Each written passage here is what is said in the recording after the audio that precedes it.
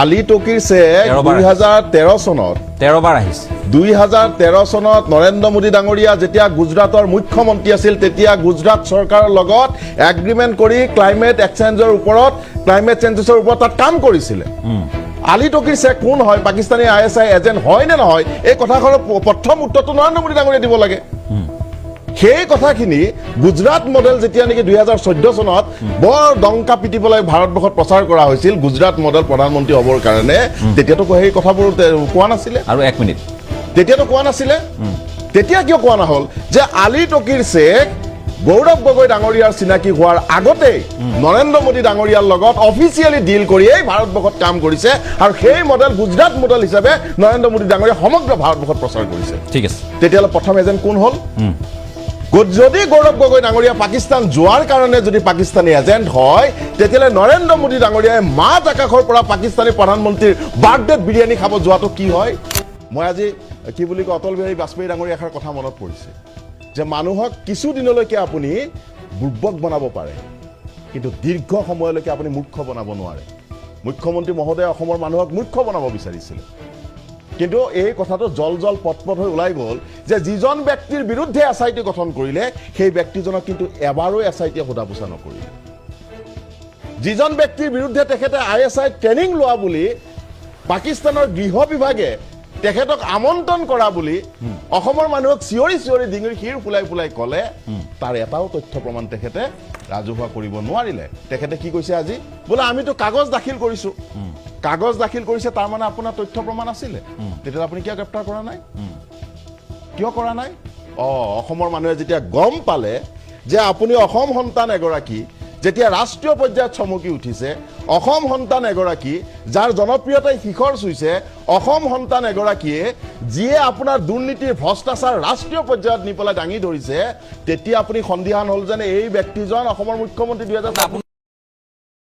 আমাৰ মাজত আছে প্ৰদেশ কংগ্ৰেছৰ মুখপাত্ৰ জহিৰুল ইছলাম জহিৰুল আপোনাকো স্বাগতম মই আহিব খুজিছো এই গোটেই বিষয়টোত প্ৰথমে জহিৰুল আছে জহিৰুলৰ কাষলৈকে আহিব খুজিছো এতিয়া মই ৰাজনীতিকসকলৰ কাষলৈ যাম জহিৰুল ইছলাম আপুনি ভাবে যে গৌৰৱ গগৈয়ে আজি যি কেইটা উত্তৰ দিছে কালিৰ সংবাদমেলৰ পাছত যথাযথভাৱে যুক্তিসন্মতভাৱে আৰু তথ্য সহকাৰে আৰু আত্মপ্ৰত্যয় আত্মবিশ্বাসেৰে দিছে আজিৰ যিখন সংবাদমেল মাননীয় সভাপতি গৌৰৱ গগৈ ডাঙৰীয়াই দিছিলে সেই সংবাদমেলখন মই ভাবো বিজেপিৰ বৰঘৰত এখন ভূমিকম্প তুলিছিলে মুখ্যমন্ত্ৰী মহোদয়েও সেই সংবাদমেলখন লাইভ চাই আছিলে আৰু গৌৰৱ গগৈ ডাঙৰীয়াই কথাৰ মাজত যেতিয়া তথ্যশীলাৰ কথা আহিছিলে লগে লগে তেওঁ কি বোলে টুইট কৰি দিছিলে অৰ্থাৎ তেওঁ চাই আছিলে যোৱাকালি যিখন সংবাদমেল আছিলে এই সংবাদমেলখনত মুখ্যমন্ত্ৰী মহোদয়ে যিখিনি কথা কৈছিলে তেওঁ কি কৈছিলে সংবাদমেলখন দিয়াৰ আগত আজি 7 মাহ ধৰি অসমৰ মানুহক মানসিকভাৱে টৰ্চাৰ কৰি কি কৈ আছিলে যে ইমান ভয়ংকৰ কথা আছে যিবোৰ কথা শুনিলে অসমৰ মানুহ হেনো পাগল হৈ যাব ইমান ডাঙৰ ভীষ্ম প্ৰতিজ্ঞা কৰিছিলে যে যদি তাৰ কথাবোৰ মিছা হয় তেতিয়াহ'লে তেওঁ ৰাজনীতিয়ে ত্যাগ কৰিব ইমান ডাঙৰ ভীষ্ম প্ৰতিজ্ঞা কৰিছিলে প্ৰয়োজনত ঘৰলৈকে নাযায় ইমান ডাঙৰ কথা কৈছিলে যে গৌৰৱ গগৈ ডাঙৰীয়াই পাকিস্তানত গৈ ISI ট্ৰেইনিং লৈছে ইমানলৈকে কৈছিলে যে অকল পাকিস্তানেই নহয় নেপাললৈকে গৈও হেনো ISI এক্টিভিটি নেপালত আছে তাত গৈও গৌৰৱ গগৈ ডাঙৰীয়াই ISI লগত কথা বতৰা পাতিছে মুখ্যমন্ত্ৰী মহোদয়ে কৈছিল মই কোৱা কথা নহয় এই কথাবোৰেৰে আজি বিগত কেইবাটা মাহ অসমৰ ৰাজনীতিত এক অপপ্ৰচাৰ এক অপসংস্কৃতি এজন ব্যক্তিৰ চৰিত্ৰ হনন এজন ব্যক্তিক ৰাজনৈতিকভাৱে ম্লান কৰা তেখেতৰ যিটো ভাৱমূৰ্তি সেই ভাৱমূৰ্তি ম্লান কৰাৰ ষড়যন্ত্ৰ মুখ্যমন্ত্ৰী মহোদয়ে নিজা উদ্যোগত প্ৰচাৰ আৰু প্ৰসাৰ কৰিছিলে আমি কৈছিলো যে যদি আপোনাৰ হাতত তথ্য আছে যদি আপোনাৰ হাতত উপযুক্ত প্ৰমাণ আছে তেতিয়াহ'লে আপুনি তাৰিখৰ ওপৰত তাৰিখ ঘোষণা কৰিব নালাগে কেন্দ্ৰত চৰকাৰ আপোনাৰ ৰাজ্যত চৰকাৰ আপুনি নিজে মুখ্যমন্ত্ৰী আপুনি কয় দেশৰ ভিতৰত বোলে আপুনি এজন শক্তিশালী মানে কি বুলি কয় নেতা শক্তিশালী ব্যক্তি বিশ্বগুৰুৰ চৰকাৰ এই চৰকাৰৰ দিনত গৌৰৱ গগৈ ডাঙৰীয়াৰ ওপৰত যদি ইমান ডাঙৰ অভিযোগ আছে আপোনাৰ হাতত যদি সকলো তথ্য পাতি আছে আপোনাৰ এজন ঘনিষ্ঠ ব্যক্তি বৈদেশিক পৰিক্ৰমা বিভাগৰ মন্ত্ৰী ইমানেই যদি পুক্তাত সবুত আপোনাৰ হাতত আছিলে, তথ্য আছিলে, তেতিয়াহ'লে বিগত ইমান মাহ ধৰি এই ব্যক্তিজনক আপুনি গ্ৰেপ্তাৰ কিয় নকৰিলে? আমি প্ৰত্যাহ্বান জনাইছিলোঁ যে আমিও বিচাৰোঁ যে আপোনাৰ এই ষড়যন্ত্ৰ যদি সঁচা হয় তেতিয়াহ'লে অসমৰ মানুহে গম পাওক আপোনাৰ হাতত কি তথ্য আছে। আমি বিচাৰিছিলোঁ সেইখিনি তেওঁ ফাদিল কৰক, কিন্তু যোৱাকালিৰ যিখন প্ৰেছ মিট, সেই প্ৰেছ মিটখনৰ অসমৰ মানুহে গম পালে যে তেখেতৰ হাতত কোনো তথ্য নাই। তেখেতে গম পায় 2026 চনত গৌৰৱ গগৈ ডাঙৰীয়া অসমৰ মুখ্যমন্ত্ৰী হ'ব। সেই কথাটোত ভয় খাই তেখেতে গৌৰৱ গগৈ ডাঙৰীয়াক এনেকুৱা এটা চেঞ্চিটিভ বিষয়ৰ ওপৰত মানে অভিযোগ কৰি পেলাই অসমৰ মানুহৰ মাজত তেখেতৰ বিৰুদ্ধে এক নেতিবাচক ধাৰণা ক্ৰিয়েট কৰিবৰ কাৰণে চেষ্টা কৰিছিলে। কিন্তু কি হ'ল? মানে আপোনাৰ মতে মানুহ এতিয়া জনতা এতিয়া গৌৰৱৰ কথাতহে পতিয়ন গৈছে, মুখ্যমন্ত্ৰীৰ কথাত নহয়। একচনত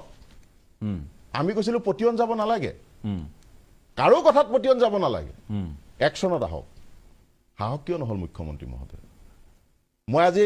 কি বুলি কয়, অটল বিহাৰী বাজপেয়ী ডাঙৰীয়া এষাৰ কথা মনত পৰিছে যে মানুহক কিছুদিনলৈকে আপুনি বুৰ্বক বনাব পাৰে, কিন্তু দীৰ্ঘ সময়লৈকে আপুনি মূৰ্খ বনাব নোৱাৰে। মুখ্যমন্ত্ৰী মহোদয়ে অসমৰ মানুহক মূৰ্খ বনাব বিচাৰিছিলে, কিন্তু এই কথাটো জল জল পটপট হৈ ওলাই গ'ল যে যিজন ব্যক্তিৰ বিৰুদ্ধে SIT গঠন কৰিলে সেই ব্যক্তিজনক কিন্তু এবাৰো SIT সোধা পোছা নকৰিলে। যিজন ব্যক্তিৰ বিৰুদ্ধে তেখেতে ISI ট্ৰেইনিং লোৱা বুলি পাকিস্তানৰ গৃহ বিভাগে তেখেতক আমন্ত্ৰণ কৰা বুলি অসমৰ মানুহক চিঞৰি চিঞৰি ডিঙিৰ শিৰ ফুলাই ফুলাই ক'লে, তাৰ এটাও তথ্য প্ৰমাণ তেখেতে ৰাজহুৱা কৰিব নোৱাৰিলে। তেখেতে কি কৈছে আজি? বোলে আমিতো কাগজ দাখিল কৰিছোঁ। কাগজ দাখিল কৰিছে, তাৰ মানে আপোনাৰ তথ্য প্ৰমাণ আছিলে, তেতিয়াহ'লে আপুনি কিয় গ্ৰেপ্তাৰ কৰা নাই? কিয় কৰা নাই? অসমৰ মানুহে যেতিয়া গম পালে যে আপুনি অসম সন্তান এগৰাকী, যেতিয়া ৰাষ্ট্ৰীয় পৰ্যায়ত চমকি উঠিছে, অসম সন্তান এগৰাকী যাৰ জনপ্ৰিয়তাই শিখৰ চুইছে, অসম সন্তান এগৰাকীয়ে যিয়ে আপোনাৰ দুৰ্নীতিৰ ভ্ৰষ্টাচাৰ ৰাষ্ট্ৰীয় পৰ্যায়ত নি পেলাই দাঙি ধৰিছে,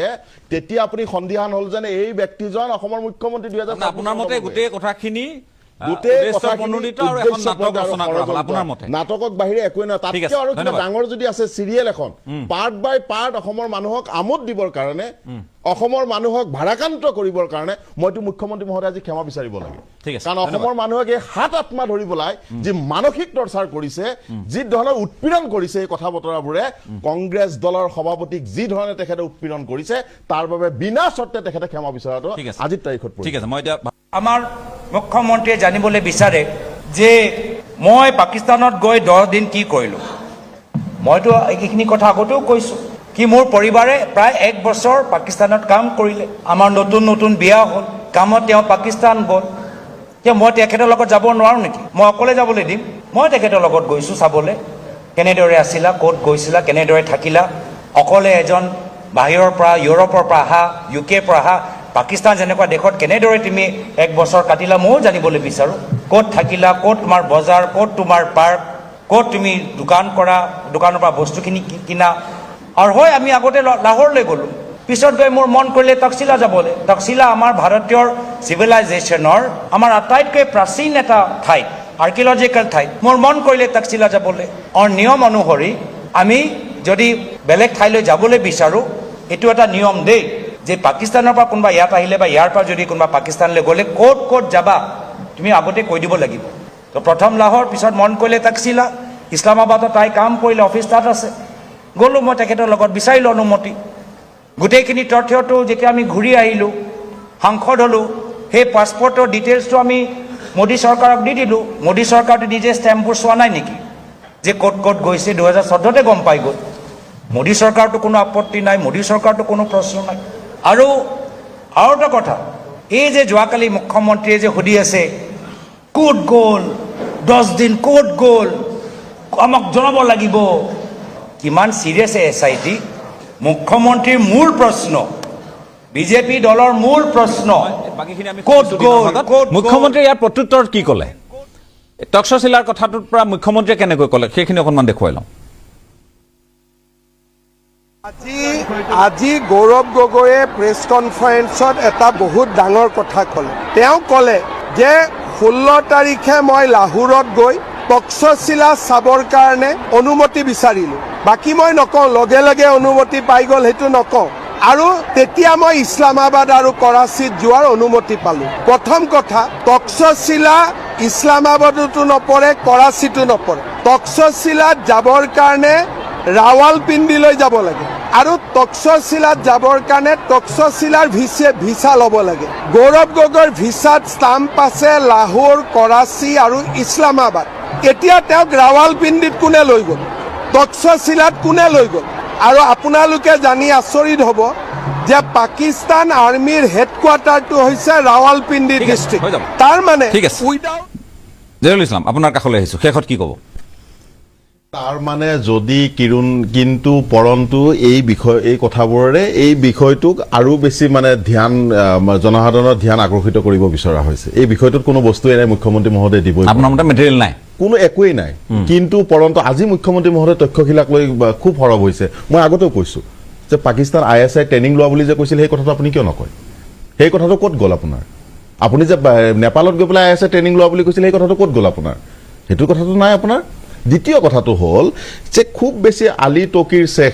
তেওঁৰ বিষয়ে মানে হেৰি কৰাও হ'ল গোচৰ ৰুজু কৰা হ'ল আলী টকিৰ শ্বেখ প্ৰথমবাৰ ভাৰতত অহা নাই আলী টকিৰ শ্বেখ 2013 চনত 13 বাৰ আহিছে 2013 চনত নৰেন্দ্ৰ মোদী ডাঙৰীয়া যেতিয়া গুজৰাটৰ মুখ্যমন্ত্ৰী আছিল তেতিয়া গুজৰাট চৰকাৰৰ লগত এগ্ৰিমেণ্ট কৰি ক্লাইমেট চেঞ্জৰ ওপৰত তাত কাম কৰিছিলে আলী টকিৰ শ্বেখ কোন হয় পাকিস্তানী ISI এজেণ্ট হয় নে নহয় এই কথাখনৰ প্ৰথম উত্তৰটো নৰেন্দ্ৰ মোদী ডাঙৰীয়াই দিব লাগে সেই কথাখিনি গুজৰাট মডেল যেতিয়া নেকি 2014 চনত বৰ ডংকা পিটি পেলাই ভাৰতবৰ্ষত প্ৰচাৰ কৰা হৈছিল গুজৰাট মডেল প্ৰধানমন্ত্ৰী হ'বৰ কাৰণে তেতিয়াতো সেই কথাবোৰ কোৱা নাছিলে আৰু 1 মিনিট তেতিয়াতো কোৱা নাছিলে তেতিয়া কিয় কোৱা নহ'ল যে আলী টকিৰ শ্বেখ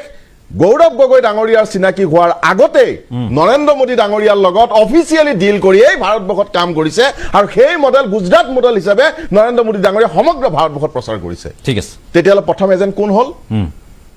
যদি গৌৰৱ গগৈ ডাঙৰীয়া পাকিস্তান যোৱাৰ কাৰণে যদি পাকিস্তানী এজেণ্ট হয় তেতিয়াহ'লে নৰেন্দ্ৰ মোদী ডাঙৰীয়াই মাজ আকাশৰ পৰা পাকিস্তানী প্ৰধানমন্ত্ৰীৰ বাৰ্থডেত বিৰিয়ানী খাব যোৱাটো কি হয় যদি গৌৰৱ গগৈ ডাঙৰীয়া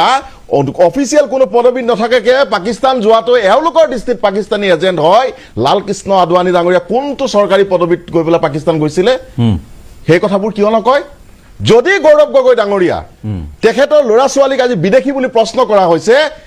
এই ভাৰতবৰ্ষৰ যিসকল বিজেপিৰ দলৰ নেতা কৰ্মী আছে মন্ত্ৰী আছে তেওঁলোকৰ ল'ৰা ছোৱালী বিদেশী সেই কথাটো কিয় নকয় ঠিক আছে নৰেন্দ্ৰ মোদী ডাঙৰীয়া আটাইতকৈ ঘনিষ্ঠ ব্যক্তি নিৰাপত্তাৰ ক্ষেত্ৰত জড়িত ব্যক্তি সেই ব্যক্তিজনৰ পুতেক তেখেতৰ পুত্ৰ পাকিস্তানী নাগৰিকৰ লগত ব্যৱসায় বাণিজ্যত জড়িত হৈ আছে আৰু তেওঁ ভাৰতবৰ্ষৰ নিৰাপত্তাৰ ডাঙৰ ব্যক্তি সেই কথাখিনি বিজেপিয়ে কিয় নকয় নৰেন্দ্ৰ মোদী ডাঙৰীয়া ঘনিষ্ঠ সেইকাৰণে নকয় নহয় জানো ঠিক আছে ধন্যবাদ জয়ন্ত গোস্বামী সময় কম মই আজি সময় সামৰিব লাগিব এটা মিনিট সময় দিয়ক কাৰণ অভিযোগ মোৰ দলৰ সভাপতিৰ বিৰুদ্ধে গতিকে মই কথাখিনি ক'ব লাগিব অসমৰ ৰাইজে শুনিব লাগিব গতিকে এই কথাবোৰ কোনো ৰাষ্ট্ৰীয় নিৰাপত্তাক লৈ বিজেপি ইমান চিন্তিত নহয় বিজেপি এই মুহূৰ্তত চিন্তিত হ'ল নিজৰ গাদীক লৈ পেলাই ঠিক আছে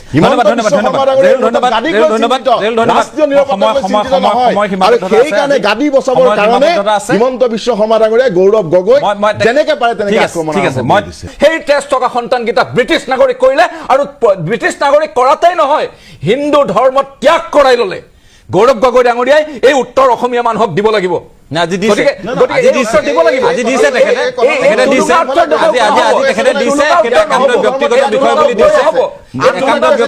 ব্যক্তিগত বিষয় বুলি দিছে আৰু আজি নেতৃত্ব ল'ব আহিছে তেওঁ নিজৰ পৰিয়ালটোক অসমীয়া কৰিব পৰা নাই গোচৰ ত্বৰান্বিত হ'ব নিশ্চিতভাৱে হ'ব তদন্ত হ'ব আৰু ব্যৱস্থা হ'ব আৰু গৌৰৱ গগৈ যাব নোৱাৰিব অখিল গগৈ জেলত সোমাল মই কৈ আছো ঠিক আছে যেনেকৈ অখিল গগৈ জেলত সোমাল অখিল গগৈ লাভান্বিত হ'ল অখিল গগৈ জেলত থাকিয়ে নিৰ্বাচন জিকিলে গৌৰৱ গগৈৰ ক্ষেত্ৰতো সেই তেনেধৰণৰ এটা পৰিৱেশ আপোনালোকে ভয় খাইছে তন্নকৈ ইনভেষ্টিগেশ্যন কৰিব কনক্লুচিভ চাৰ্জশ্বিট দিব গ্ৰেপ্তাৰ হ'ব কোনোদিন জেলৰ পৰা ওলাব নোৱাৰে ঠিক আছে মই ধন্যবাদ জ্ঞাপন কৰিছো ধন্যবাদ 30 ছেকেণ্ড সময় মাত্ৰ 30 ছেকেণ্ড সময় ভাৰতবৰ্ষৰ ৱৰ্ল্ডৰ টপ এজেঞ্চিৰ ভিতৰত ৰ এজেঞ্চিটো পৰে তিনিটা টপ এজেঞ্চিৰ ভিতৰত আমাৰ ৰ পৰে মই যিমান দূৰ জানো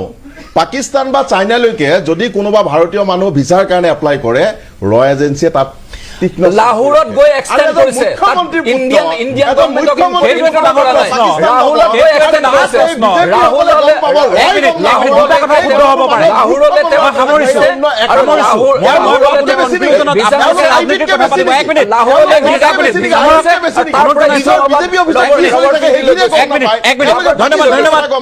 ধন্যবাদ জয়ন্ত গোস্বামী ধন্যবাদ নিজৰ বিজেপি